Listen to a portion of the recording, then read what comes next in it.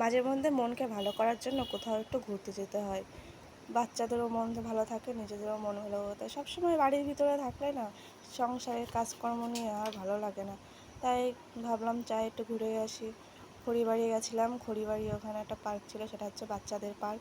সেখানে গিয়ে মাম্মাম তো খুব আনন্দ করছিল, শুধু নিজের মতো করে নিজে ঘুরে বেড়াচ্ছে, কারোর কোলে উঠবে না, নিজেকে ছেড়ে দিতে হবে, ও নিজের মতো করে ঘুরে বেড়াবে। ওর নানিমাকে নিয়ে ও দোলনা চড়ছিল, ওর নানিমার কাছে দিয়ে আমি একটু ফ্রি হলাম। অনেক দিন নিজের জন্য একটু ফ্রি হওয়া খুবই দরকার।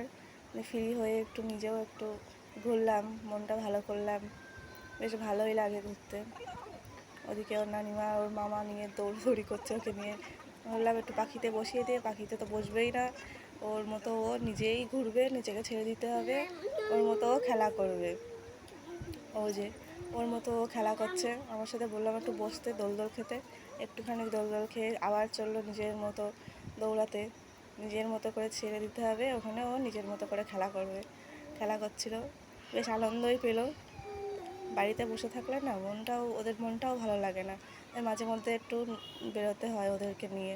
আর এই জায়গাটার ভিউটা এতটা সুন্দর কি বলবো, বেশ মনে হলো বেশ অনেক সময় বসে থাকি, কিন্তু উপায় নেই, বাড়ি ফিরতে হবে। প্রায় আমাদের বাড়ি থেকে 30 কিলোমিটার। নানিমা ওর পিছন পিছন বাড়ি ফিরে আসতে হবে ওটা নিয়ে। আর আমি আর আমার মামাতো বোন আর বাদবাকি লোক আমরা ওদিকে এনজয় করছিলাম। এবার ওকে নিয়ে একটু স্লিপ চড়ালাম, ও এগুলো চড়তে খুব ভালোবাসে, কিন্তু একা একা এখন তো নিজে পারে না, ওই জন্য ওকে একটু সাপোর্ট করতে হয়। এটা মিকি মাউসে উঠবে, কিন্তু তো পারে না, এখনও ছোটো মিকি মাউস খেলতে।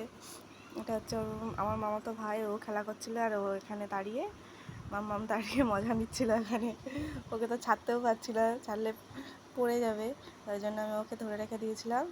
আর ওদিকে ওরা খেলা করছিল আর আমি ওদিকে নিয়ে দাঁড়িয়েছিলাম, বেশ আনন্দ করছিল। আচ্ছা, বেরিয়েছি আসার সময় সবাই একটু ফটো তুলে নিয়ে বেরিয়ে চলে আসলাম, কারণ অনেকটা দূর যেতে হবে। জাস্ট অসাধারণ ভিউ ওটা।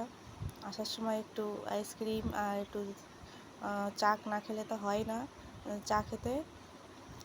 চাটা খেয়ে চলে আসলাম বাড়ির দিকে। বাড়ি আসার পথে আবার প্রত্যেকটা রাস্তা চলে এসে তখন মনে হলো যে না, চাটা খেয়ে আসি। আমরা বলছিলাম গরমে চাটা খাবো না, গরম তো প্রচুর। তো না, বলছিলেন না এটা স্পেশাল এখানকার বিখ্যাত চা, ওই জন্য আবার চললাম চা খেতে। এতটা পথ ফিরে এসে আবার চা খেতে চললাম। চা খেয়েই ফিরবো, নয়তো মজাটাই নাকি হবে না, তাই চললাম চাটা খেয়ে বাড়িতে ফিরে চলে আসলাম।